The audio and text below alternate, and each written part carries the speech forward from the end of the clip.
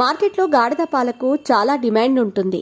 అయితే గాడిద పాల వ్యాపారం చేస్తే బోలెడు లాభాలొస్తాయని, కోట్లకు పడగలెత్తొచ్చని జనాలను యూట్యూబ్ వీడియోలతో మభ్యపెట్టి జాగ్రత్తగా ట్రాప్ చేసి మోసానికి పాల్పడ్డాడు ఓ కేటుగాడు.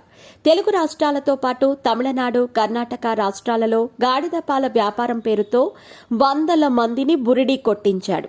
100 కోట్లకు పైగా మోసం చేసిన ఘరానా మోసగాడిపైన ప్రస్తుతం బాధితులు పోలీస్ స్టేషన్లో ఫిర్యాదు చేశారు. తమకు న్యాయం చేయాలని డిమాండ్ చేస్తున్నారు. అసలు ఇంతకీ ఏం జరిగింది అంటే, తమిళనాడు రాష్ట్రంలోని తిరునల్వేలి జిల్లా ముక్కుడల్లో బాబు ఉలగనాథన్ అనే వ్యక్తి డాంకీ ప్యాలెస్ పేరుతో ఫామ్ మొదలుపెట్టాడు. లీటరు గాడిద పాలను 1600 రూపాయల నుంచి 1800 రూపాయలకు కొనుగోలు చేస్తానని ప్రచారం చేశాడు.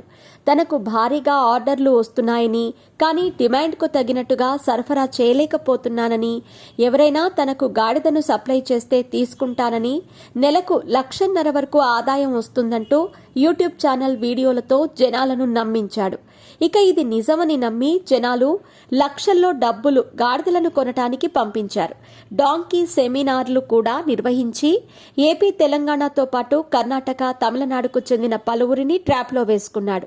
గాడిదల పాలు గంటకు మించి నిల్వ ఉండవని, వాటిని భద్రపరిచేందుకు హై కెపాసిటీ ఫ్రీజర్లు కావాలని అదనంగా 75,000 నుంచి 1,50,000 వరకు మళ్లీ కాజేశాడు.